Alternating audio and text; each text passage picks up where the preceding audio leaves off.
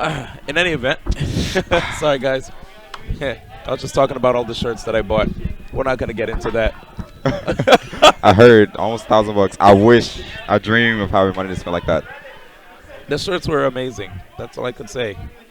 So anyway, we're here at Mega Smash Mondays 50, and here's our special guest, ScAtt. Now, I remember we had actually an interview back at the Level Up Expo. Oh yes, and we now, did. post MSM 50, I'd like to hear your experiences here at tonight's event. Okay, I'll give the fake. Oh my God, I got 13th place experience. I suck at this game. This is fake, by the way. Sadness. He's I forcing got freed up by some random Donkey Kong. This No, I is- was just kidding. Okay, yeah, okay, yeah, okay. he's Fake just this kidding. out. All right. So, real ScAtt interview. There we go. I absolutely 100% thoroughly enjoyed SoCal. Good. You guys have been like nothing but amazing to me. So I have nothing to say but thanks. Thank you. Thank to GG for just giving us or giving me this opportunity, because it's just mind blowing for me to even think that I'll be ever traveling for this game or doing something that I love.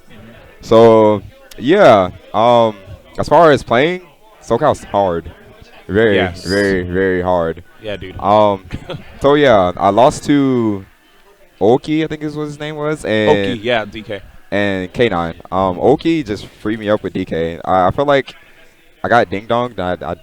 I stopped worrying about getting grabbed because it was like, oh, yeah, I'm not gonna get grabbed here, and he just grabs me, and I'm like, oh, I should have leash photo. Why am I not doing this? But yeah, I got upset. I got 13th place today.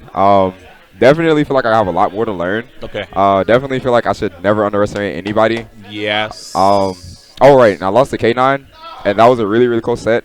And despite me losing, I was happy with it because like literally all of today before the tournament, I sat down and I grinded out a Sheik matchup with him and Tyrant for the most part. Okay. And I felt like it really, really helped because most of the time when I fight a Sheik, I'm at the point where I'm just like, okay, get ready to get two stocked. You're just okay.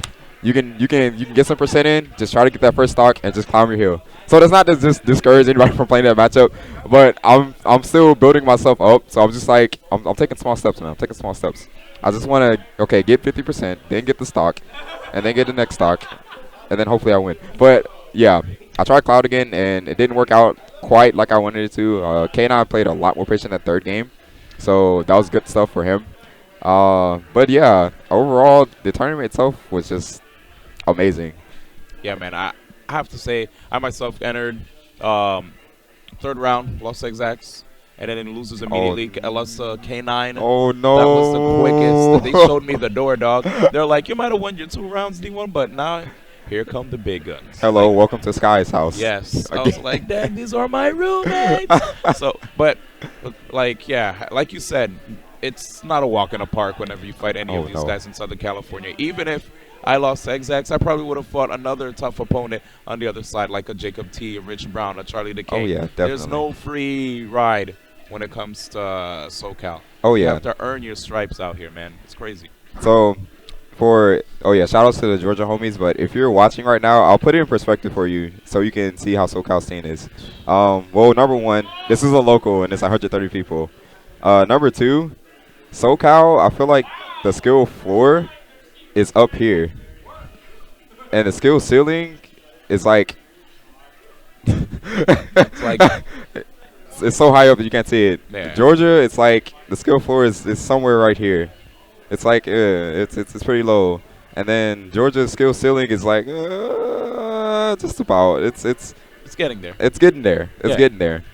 But SoCal is such a hard region, just because every single player I played just was ridiculous for me. I think I'm pretty sure I went to game 3 against almost everybody I played in bracket. Maybe there's one I didn't, but most of the games I played went to game 3. So that's just a testament to how tough this region is in general. Yeah, yeah. Well, here's another question. Are you leaving immediately? Like, are we going to see more of Charlie the King this week? I mean, not Charlie the King. Goodness, sorry. I'm a Fox fan as well. It's okay. Fox is fun to watch. Fox is ridiculous. Are we going to get an opportunity to see ScAtt at Wednesday night fights? Unfortunately not. Ah. So I will be leaving tomorrow Yep. evening. I believe around 6 o'clock or so. I would definitely love to stay, but I got booked the flight from 2GT, and I have absolutely no complaints, and I don't want to push my luck on anything. So I'm just thinking if I got the chance to come out. Yeah. So they booked the flight from last Friday to tomorrow. So I'll just take what I can get and roll with it. Okay, cool. Well, so you're leaving tomorrow then? Tomorrow. Morning? Tomorrow evening. Evening? Okay, well, you know what? If you want to probably get more training, I know that the people at the house are probably glad to have you over. So I'm going to be up until I leave. Just grind and shake. That's all I want to do. yeah, man. That's all I want to do. Like, I'm just, that matchup, I've griped about it enough. We talked about it in another interview. No, I understand. Like, he really wants to understand how to fight Sheik, and that's, like, one of the best characters in the game. Oh, yeah. And, like, you know, knowing how most of your game is in neutral, and Sheik excels at that, that's something that, you know, pushes you to the limit. And your Cloud, though, your Cloud has been something else. I've seen the reactions out of Kitaro while he was commentating, and I'm like, Right. yeah, everyone's pleased with the work you're putting in with Cloud, and it only will get better. Oh, yeah, definitely. There was something I meant to say, but I'm blanking. Was it in regards? Oh, yeah, shout out to Hawaiian Food. Oh, That's let's hear it. from Vegas. I don't even remember the name of the place we went to, but it was somewhere in Vegas. I got a hamburger teriyaki steak, and it was just godlike. SoCal's food, or scratch that, West Coast food is godlike in general. It's just, when it hits your taste buds just right. It's an explosion. Yeah, man. It's amazing. It's crazy. But in regards to me playing Cloud, yeah, dude, I really, really, really think Mega Man needs a secondary for that matchup, and possibly that matchup alone. It's just, I'm starting to learn that in general, just as a me thing, my spacing was completely off against Sheik. Like, I wasn't paying her enough respect because I wasn't getting enough room to work with, basically. So I was respecting her aerials and her tilts in general, but I wasn't respecting her burst range. Okay. So basically, because of Sheik's speed, you have to give her a lot more range or a lot more position to work with than you would any other character. So I feel like that's just a me thing I have to work on. I need to give her more room, and I need to realize that, hey, I have big sword, I can outspace her, or hey, I have pellets. I need to be a little bit further away, and just try to work around needles. That's another thing that I don't know what to do with. But hey, that's why I'm here to work on it. I respect that. Now, just for the people that are not quite on your level, and well, as far as burst range is concerned, you care to expound a little bit on that? Oh, sure. Okay. Okay, so in general, at high level play, positioning on stage becomes more and more and more important. Cannot stress that enough. With Mega Man in particular, it's especially important. And one thing I had to tell Tyrant too, and as soon as I told him, he immediately figured out, is that I need room to work with. And if I don't have room to work with, then generally speaking, I'm just going to have to take a risk that's going to be low reward but high risk. As far as burst range goes, the simplest way to put it is mobility is king. Yep. So the faster the character, the more that you have to respect their options, because they, in general, can throw those options out over a longer distance. Yep. So let's just say if this is Battlefield, right? So I'll use Sheik again as an example. Okay. If this is the center of the stage, right?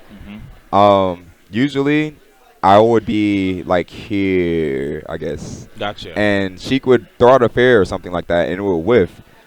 And usually I take that as, okay, maybe she's safe, maybe I'm just out of range. But other times I would be a little bit closer, maybe like here, and she would hit me with the forward air, and I'd be like, okay, I have to block this. I have to be super, super careful. I have to respect whatever she does after forward air. But when you play great Sheiks, it kind of doesn't matter. Usually they'll forward air, and then they'll just mix you up. So after the forward air, generally the best thing to do is hold shield. But you may get jabbed, you may get forward tilted, you may get just straight grabbed. So what I mean by burst movement is basically Sheik's speed. I don't know, is she like six fastest in the game? 6, 7 fastest? Void right there. Void. How fast is Sheik? How fast is Sheik? Six fastest? 6 fastest, 6, 7 fastest? Yeah. No clue. Okay. Damn, Void doesn't even know what fraud. So Void doesn't know. Shout out to him. But in general, the amount of speed that Sheik has on the ground forces you to respect her more than average. Um, so let's just say compare it to something like Dr. Mario, right? Yeah. He doesn't have great range, but or better yet, you know what? No, even better example, Corrin. Corrin has amazing range, right? But she's super super slow.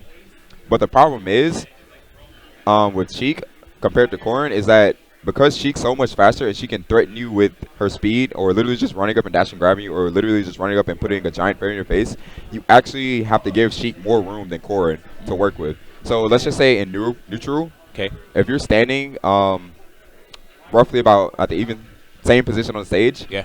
uh, Sheik has needles. Sheik has running in and forward air. Corrin has side B, right?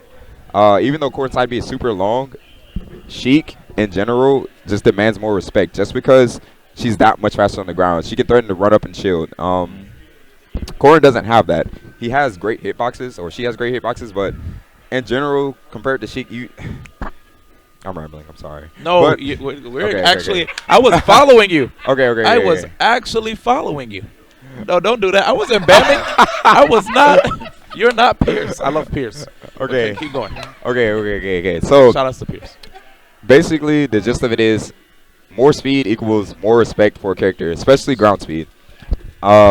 Sonic, as another example, is the type of character where you literally cannot commit to something more than, I don't know, 5-6 frames because you will just get punished. So committing doesn't even have to be an attack. It could just literally be jumping or rolling.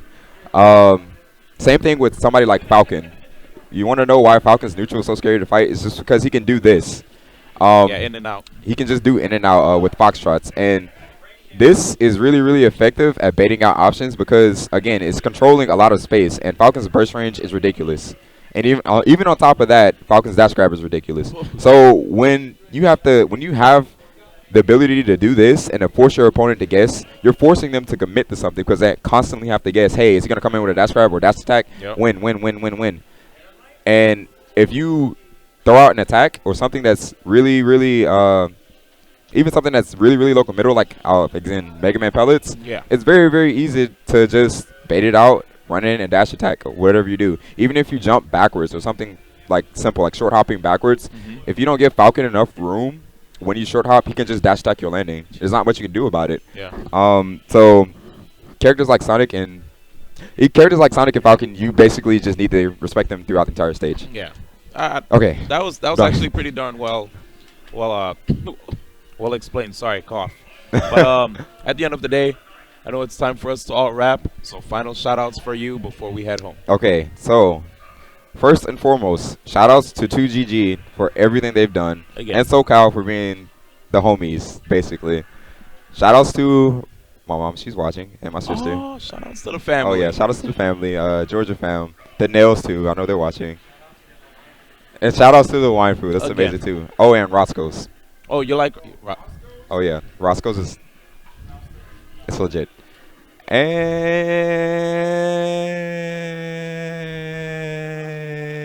And that's about it. All right, cool. All right. Well, thank you so much, guys. We're going to be heading out.